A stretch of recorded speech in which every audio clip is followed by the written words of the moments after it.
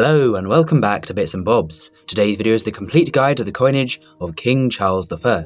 A turbulent time for the monarchy and for the coinage, and Charles I reigned between 1625 to 1649 when he lost his head, so we'll now go through in denomination order from lowest to highest of all the King Charles I coin denominations and designs. So let's begin.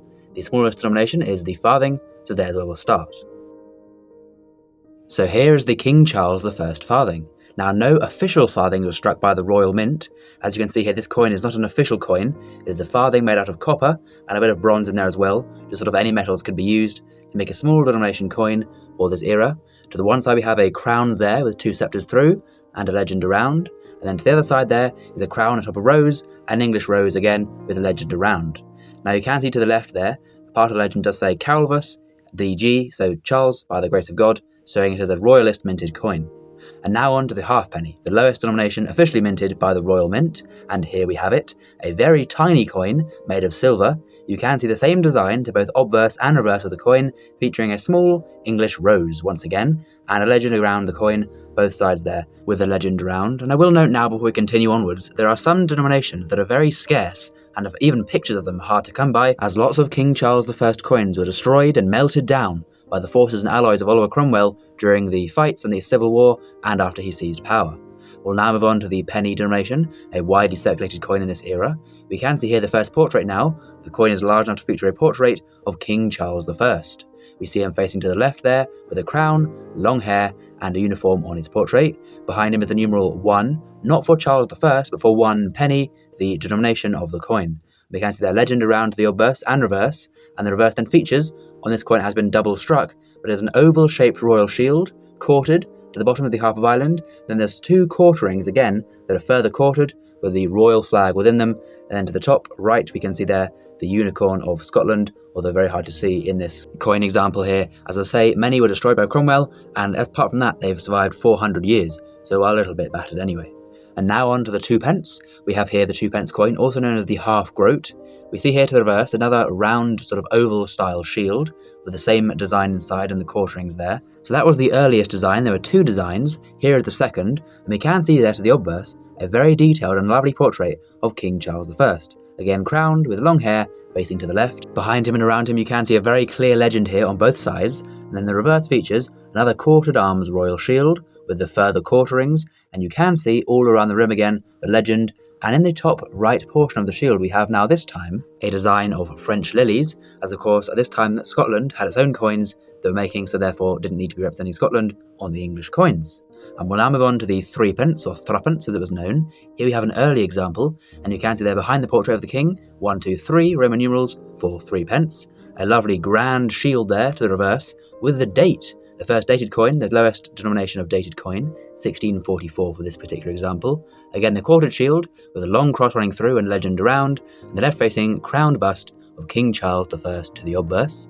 The later portrait here had a more rounded or oval style shield to the reverse, a similar theme to earlier coins, and again a legend around, and a bit of a strange looking portrait of the king, a bit of an elongated nose I would say to this portrait, but remember these coins are no longer minted in London by this time, as London had been seized by Cromwell, so they were doing the best they could. Now onto the 4 pence, or the groat, and here is a lovely design. We can see a very cool, very regal portrait of the king to the obverse, with his facing left bust and a crown and long hair again, as the usual features are, with the 4 behind him now for a 4 pence, or the groat, and a legend around.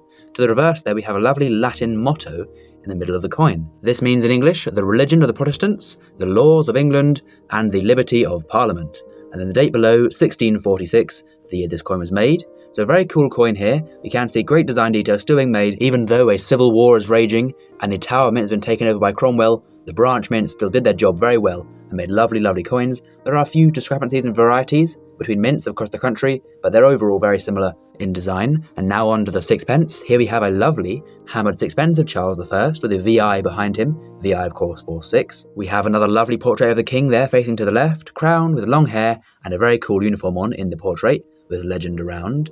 Then to the reverse again we have a sort of oblong oval style shield with the quarterings. We now have the return of the lion rampant of Scotland for the coin in the top part of the shield there. Here is a later design of Sixpence, again sort of a similar rounded shield, but we do have at the top now the date being added, 1644 for this coin, and a sort of updated portrait of the king there, with a bit of age added to the king, but the same VI behind him for the denomination, and the same legend going around on both sides. So overall again, a lovely coin, and here is the latest issue of Sixpence, with a sort of stylized design a bit more zoomed in on the king's portrait there for the obverse, the same legend, and then to the reverse, a sort of short cross design with a more pointed style shield in a more modern shape, no longer the sort of rounded oblong oval shield of before, but again the same legend around the obverses and reverses of all of these sixpences. And for context, back in the day, a sixpence piece like this could have bought you the equivalent buying power today of around £8 to £9. So it wasn't just a small change coin, had a decent buying power to it, as did the shilling. We'll now move on to the shilling. Here is the first style shilling, with that same design of the new modern style shield to the reverse, and again the rampant line of Scotland, the Harp of Ireland, and the two royal shields there within the whole shield. There's an anchor mint marked to the top, giving us the date for this coin. It's not specifically dated, but dated to a sort of zone where the anchor would have been used for a few years. We have a very similar portrait here going forward for a few later types. The left-facing bust once again, the crown, the long hair, and now behind him is the XII for 12 pence, or 1 shilling, and again the legend around Charles, DG, giving his God-given powers as the king. And we'll now move on to the half crown coin. Of course, no florins were made in this era. Here is the half crown, a very cool design indeed. We have the return here now of the rounded style shield for the reverse, and then to the obverse here, a very cool portrait indeed. A horse-mounted portrait of King Charles I. We see him here, a later issue having more detail, with a lovely designed horse, and the king on horseback, wearing his crown, with his sword in hand, showing he is fighting for his cause, sort of rallying up propaganda for the time. For the later issues, he remains on horseback, with a few style changes to the shield there, and you can see here to the last issue half crown, the wording CR, or the letters CR to the top, Charles Rex, Charles King, King Charles. So just a bit of Latin there, translated for you. Now onto the crown. We have a lovely design for the crown, very similar though, as we'll now see. Again, we have a horseback portrait, with a more strong border, as more time went into producing the higher value coins. We have now to the reverse a similar design, with a crown, now above the rounded shield, with the letters CR, CR of course as I say for Charles I, and crowns on those letters as well. Legend around on both sides, and a very cool sort of milling effect for a hammered coin. The later crown saw a slightly simplified version of the reverse design, removing the CR lettering and the crown, and enlarging the rounded style shield, but still as you can see, a beautiful and lovely coin, again with a horseback portrait of King Charles I. So very cool indeed, a lovely coin to have used in the time. There was also a very special design minted for the crown, as we can see here. To the top there is a V for 5 shillings, which is what a crown is, and then we have loads of Latin all over the coin, just giving so much propaganda, and although it is mainly text on the coin, which today could be criticised, it is a lovely design with the lovely Latin fonts and everything used on the coin, and of course, if the reverse is a bit too wordy for some, the obverse has a lovely portrait once again, with a cool, again, design of Charles I on a horseback, but we can see, if we zoom in here, great design detail to the town behind him. You can make out the church of the town, the houses and sort of the fields and the yards there, all great detail on such a small part of the coin. We'll now move on to the half pound, which is worth of course 2 crowns. Here it is, we can see the X there, to the reverse for 10 shillings, half a pound. The date to the bottom, 1642, with the Latin banner again to the centre of the reverse design with the legend around. And again, the same portrait there of Charles I on horseback, and as with all hammered coins, every coin is a bit different to the other, as it's done by sort of hand, so it gives each coin its own sort of unique style. Now the half unite is next up, also worth 10 shillings, as a unite was a pound, so half of it would be 10 shillings, half a pound as the half pound silver coin. We have here a lovely design, the CR, crowned rounded shield again there, a similar design to that half crown from earlier, with the X behind Charles I, and as all through all his coins, the same sort of style portrait, very similar portrait of the king, crowned with long hair facing to the left. And now on to the pound coin. There are 2 types again. There is a silver version here, which is a lovely design, a similar design to the half pound, just now with 2 X's for 20 shillings, which is £1, but the weight is incredible. For the coin to be worth £1 of silver, it had to weigh 120.6 grams, with a huge diameter of 54 millimeters, an absolutely giant coin, the largest coin to ever circulate in England. And then we have the Unite, the other style of pound, the gold pound, a smaller coin due to the, of course, being gold worth more, but still a lovely design, again with a facing left portrait, crown of Charles I with the 2 X's behind to the obverse, and then to the reverse, a sort of square style shield this time, of course still quartered, with a lovely crown to the top, and of course as with all these, the legend goes around. So once again, an absolutely lovely design, and all these designs you've seen in the whole video will of course be done by hand, with no help at all from computers or modern methods, all engraved by hand, so true credit to the designers back in the day.